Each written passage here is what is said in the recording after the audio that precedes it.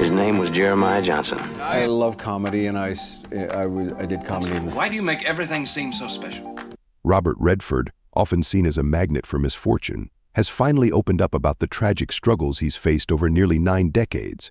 Burdened by a series of hardships, loss, illness, natural disasters, and failed marriages, his life narrative is compellingly captured in this video. Let's dive in. He nearly lost his life to polio.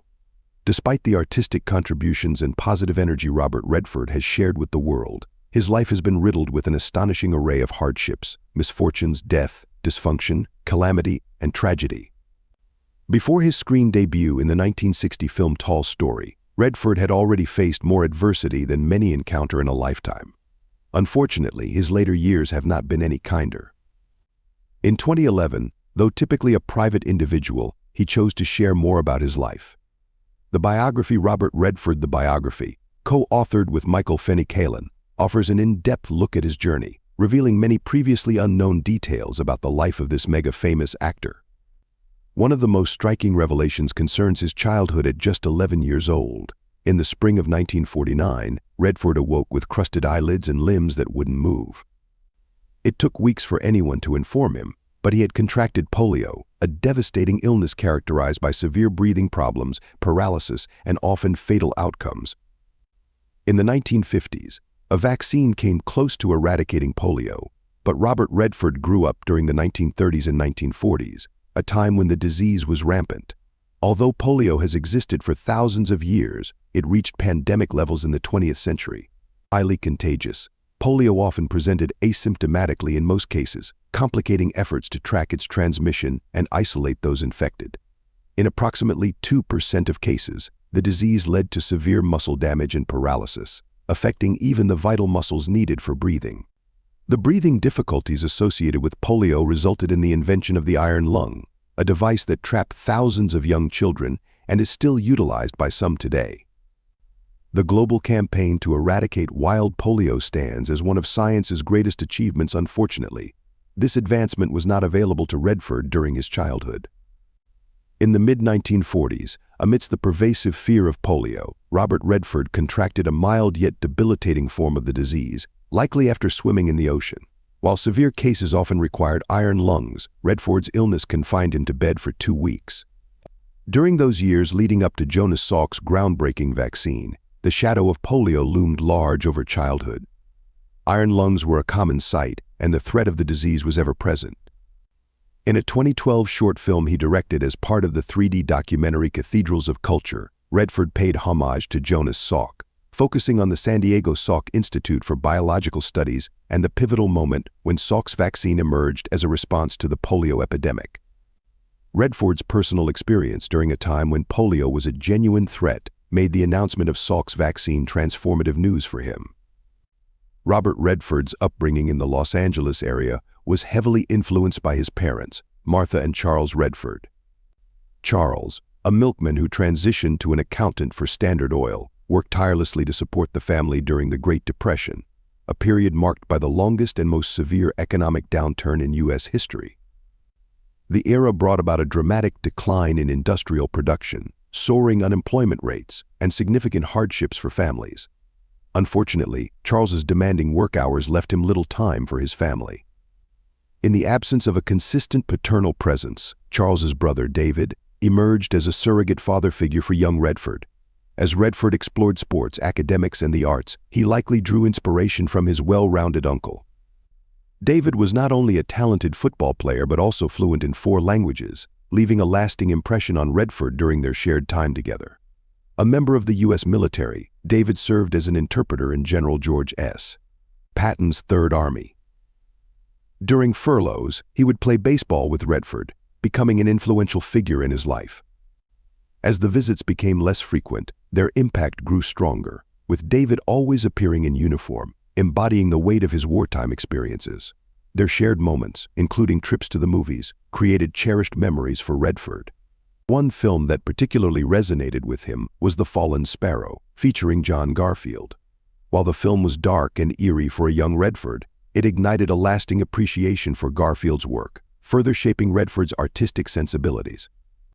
Uncle David's adventurous spirit and his inclination to push boundaries left a profound mark on Robert Redford, nurturing his appreciation for cinema and a life lived on the edge. However, in the early 1940s, the pivotal figure in young Redford's life was called away to serve in World War II. Tragically, David lost his life during the Battle of the Bulge on January 1, 1945, while undertaking a top-secret mission in Germany. He was killed by sniper fire as part of a small team, and the news of his death took a full week to reach the family. 8-year-old Bobby, as Robert Redford was known then, was taken out of school by an Army major who delivered the heartbreaking news. David's death had a profound impact on young Redford, forcing him to grapple with the stark realities of mortality. Yet support for grief was scarce within the Redford household. The prevailing attitude was one of stoicism and acceptance of events as they were, without much discussion or questioning. This silent approach, influenced by the family's Irish and Scottish heritage, meant that tragic occurrences were met with endurance rather than expression. The Redford family was not particularly emotionally expressive. Discussions about feelings were rare, complaints were seldom voiced, and emotions were not openly shared. When Redford's mother faced the devastating loss of twin girls shortly after birth, the family adhered to the same unspoken protocol. This tragedy was not discussed, it was simply accepted as part of life's challenges, and the family moved forward with a quiet grace. Growing up in an environment that faced adversity with resilience and unvoiced strength deeply shaped Redford's own approach to life's difficulties, instilling in him a sense of endurance that would guide him through the trials he would encounter later on. Robert Redford and Natalie Wood, despite the tragedies of his early childhood, would eventually forge a deep connection that would influence their lives significantly. In the 1950s, Van Nuys High School in Southern California was home to two future screen legends, Robert Redford and Natalie Wood. Although their paths didn't cross during their high school years, fate had plans for their destinies to intertwine later on. During that time, Redford excelled as an athlete, while Wood was already a celebrated child star from Miracle on 34th Street, soon to earn an Oscar nomination for her role in Rebel Without a Cause. It wasn't until the 1960s that their friendship blossomed into a fruitful collaboration.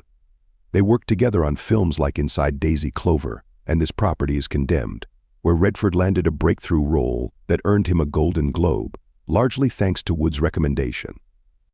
The two also shared the screen in The Candidate, where Wood made a brief cameo and Redford stood by her side as the best man at one of her weddings.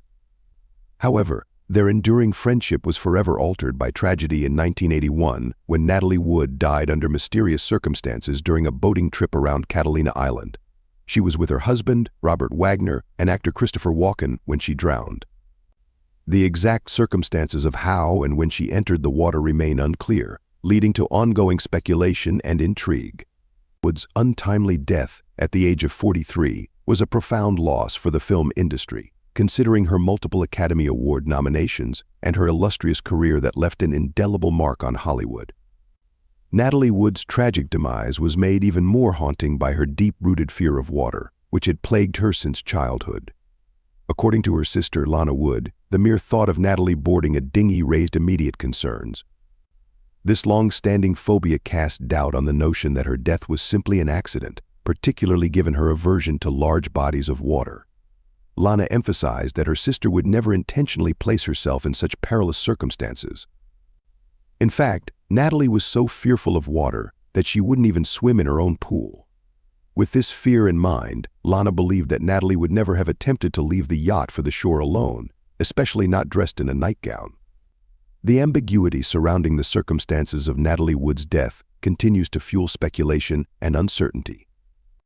In the wake of Wood's untimely passing, Robert Redford was deeply impacted by the loss of his dear friend. He broke his usual reticence to publicly express their profound connection. In a heartfelt tribute on Turner Classic Movies and during interviews for the HBO documentary What Remains Behind in 2020, Redford reflected on the tragic end of Wood's life. He openly mourned her loss, lamenting the missed opportunities for their paths to cross again and honoring the special bond they had shared throughout their careers.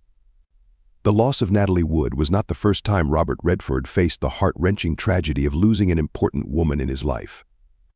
During the 2018 Sundance Film Festival's Utah Women's Leadership Celebration, Redford delivered a poignant tribute to his mother, Martha Redford, that brought many audience members to tears. His childhood, already shadowed by a bout with polio, was further marked by profound family tragedy that ultimately contributed to his mother's premature death. When Robert was just 10 years old, Martha gave birth to twin girls against her doctor's advice. Her previous pregnancy had been medically challenging, yet she longed for more children. Tragically, the twins died shortly after birth, leaving Martha devastated.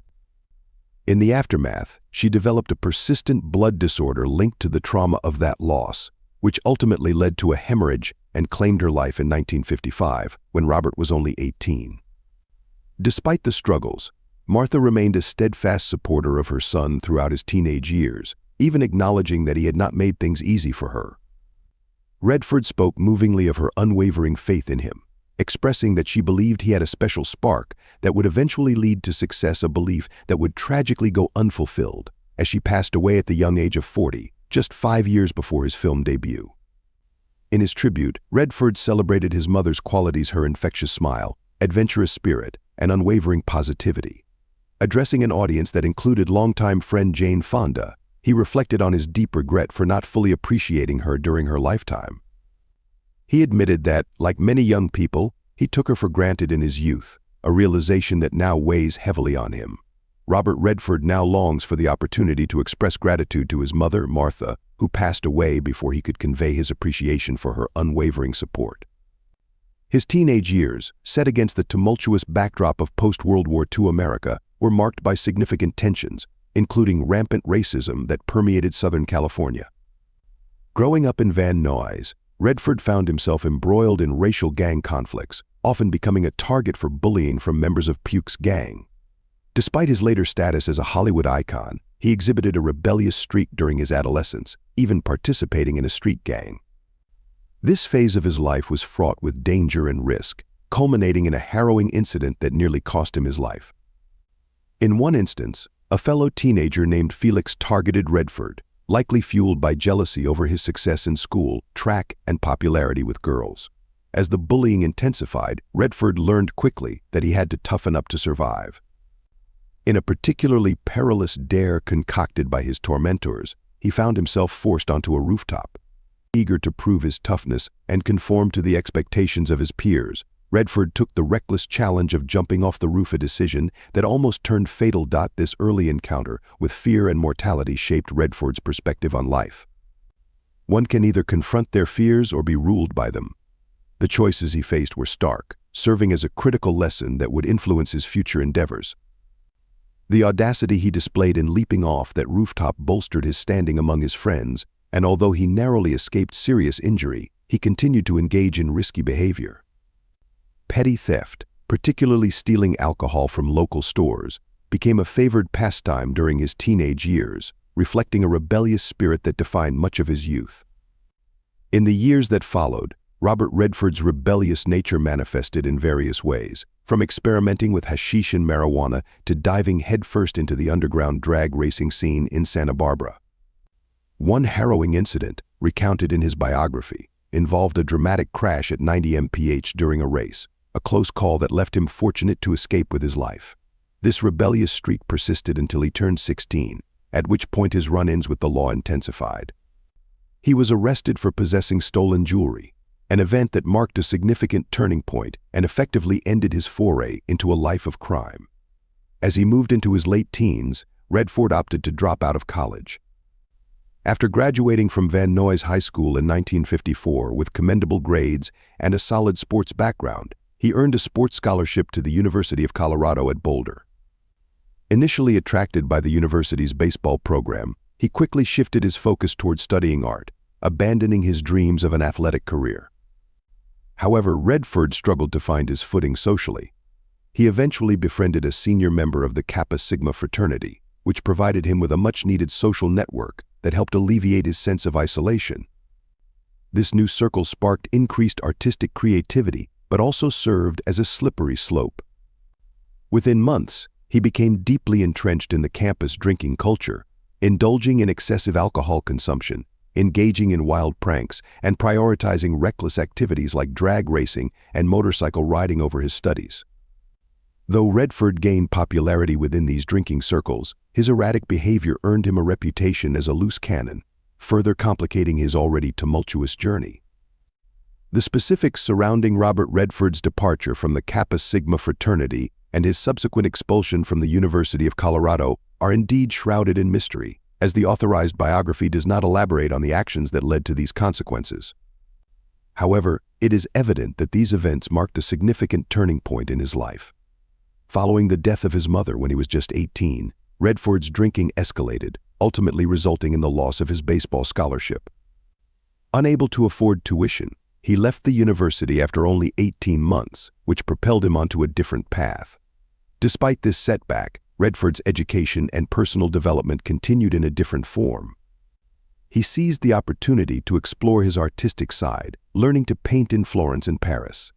This creative journey eventually led him to enroll in the American Academy of Dramatic Arts in New York, where he honed his acting skills. Interestingly, the University of Colorado's decision to expel him did not affect his family, as two of his children, Shauna and Jamie, later attended the same institution without issue. As for Redford's current state at nearly 90 years old, he remains a largely private individual. The public has noted his aging process, with some expressing concern over recent photos that suggest he looks significantly older than his peers. Speculation about plastic surgery has circulated, especially regarding images that contrast with his earlier appearances. This has sparked interest and curiosity among fans, leading to discussions about the reasons behind his changing appearance. If you have any insights or theories about the photo in question or Redford's experiences, feel free to share in the comments section and use the subscriber pic to join the conversation. Your thoughts could help unravel this mystery. Now let's shift our focus to a different aspect of Robert Redford's life: the challenges of marriage and loss. For decades, Robert Redford maintained one of Hollywood's longest-lasting marriages, tying the knot with Lola Van Wagenen in 1958, long before he became a household name. At that time, Redford faced his own struggles, having lost a baseball scholarship due to poor decisions, including stealing beer and breaking into homes at night. This led him to enroll in the American Academy of Dramatic Arts, where he discovered his passion for acting. It was in 1957 that he met Lola, a historian and devout Mormon living in Los Angeles. After a whirlwind elopement to Las Vegas, the couple welcomed their first child, Scott, and moved into a Manhattan apartment, while Redford continued his studies at the Pratt Institute, eventually making his Broadway debut. By 1959, their family began to take shape, growing to include 3 surviving children. However, tragedy struck early on when their firstborn, Scott, tragically passed away from sudden infant death syndrome at just 10 weeks old. This loss was an immense blow for Robert and Lola. As they grappled with the heartache in New York, they faced significant financial struggles. In later years, Redford described this period as particularly challenging, given their youth and limited income from his fledgling theater career. The couple also dealt with feelings of guilt and self-blame, compounded by the lack of understanding surrounding sudden infant death syndrome, leaving deep emotional scars. While Redford preferred not to speak extensively about this painful event, he found a way to honor his son's memory by quietly supporting research into the causes of SIDS, contributing to a greater understanding of this tragic phenomenon. Despite starting with a somewhat fragile foundation, Robert Redford's marriage to Lola Van Wagenen thrived, partly driven by a desire to prove doubters wrong regarding his potential for failure. With just $300 to their names, the couple faced skepticism, but their bond lasted nearly 3 decades and welcomed 3 children into the world.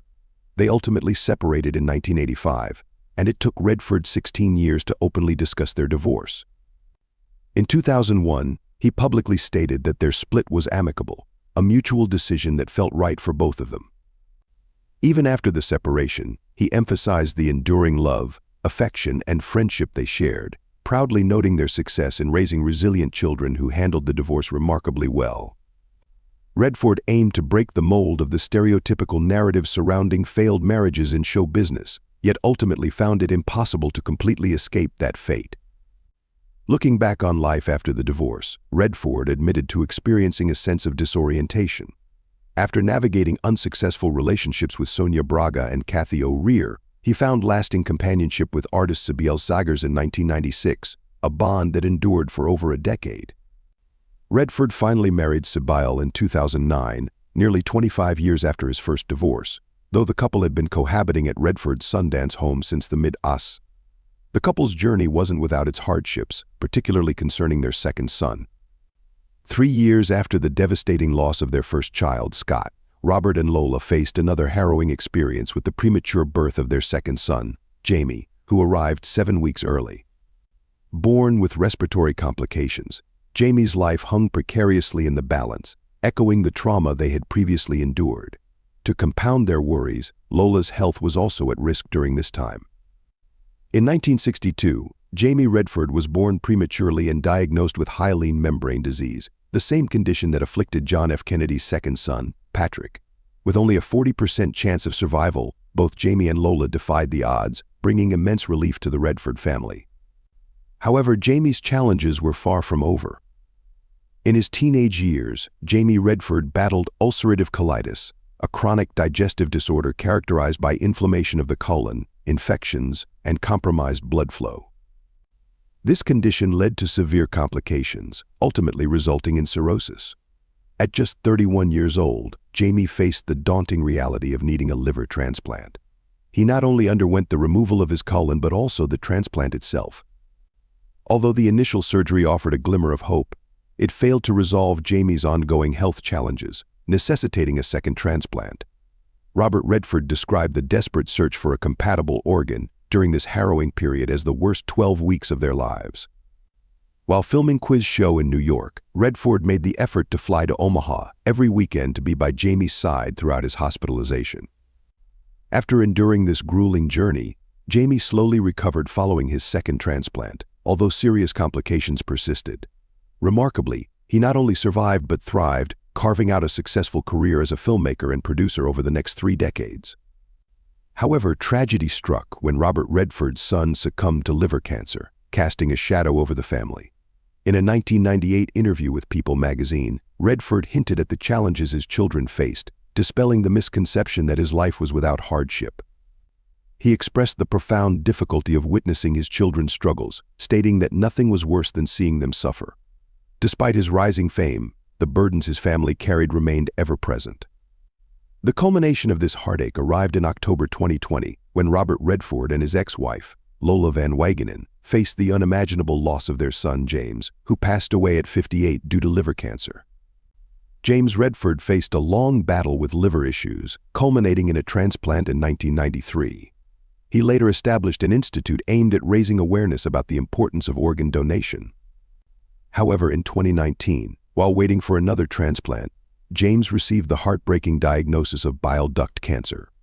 A year later, his wife, Kyle, confirmed his passing on Twitter, expressing deep sorrow. During this challenging time, Robert Redford sought privacy, mourning alongside his family. Publicist Cindy Berger released a statement to People, articulating the profound grief Robert experienced, describing James as a loving son, husband, and father. Despite the family's sorrow, James's legacy lives on through his children, artistic contributions, filmmaking, and his unwavering commitment to conservation and environmental causes.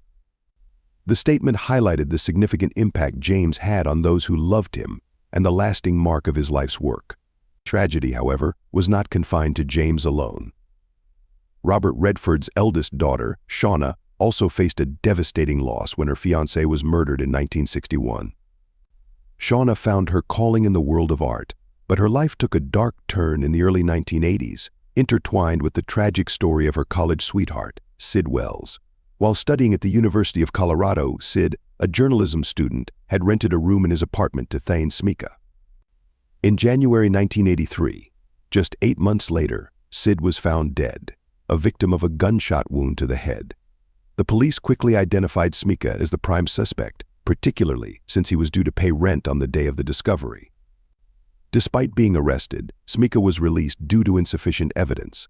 He then moved to California, abandoning his car, which remained mysteriously fingerprint-free in Beverly Hills in 1986. Since then, Smika vanished, and the murder remains officially unsolved, leaving a haunting shadow over the Redford family. In 2010, renewed forensic evidence pointed to Thane Smika, prompting authorities to issue a warrant for his arrest. Despite extensive efforts to locate him, including age-progressed mugshots, Smika remains elusive to this day. Unfortunately, the tragedies didn't end for the Redford family there. Just 8 months after Sid Wells's death, Shauna found herself in a life-threatening situation. While driving her Ford Bronco near Salt Lake City, she lost control of the vehicle and plunged into the icy waters of the Jordan River. Fortunately, a local hero named Dorane Stalker Rivers witnessed the accident and bravely jumped into the frigid water. She successfully rescued Shauna just as the young woman lost consciousness. In a show of gratitude, Robert Redford invited Rivers to the premiere of The Natural in 1984, a film that had temporarily halted production to allow him to attend Sid Wells's funeral, an event he initially hesitated to attend due to concerns about media intrusion. Reflecting on the harrowing incident years later, Redford expressed that the memory still haunted him, likening it to a partially opened door revealing a dark room filled with lingering shadows. Redford's journey to stardom began in earnest in 1967 with Barefoot in the Park, where he starred alongside Jane Fonda.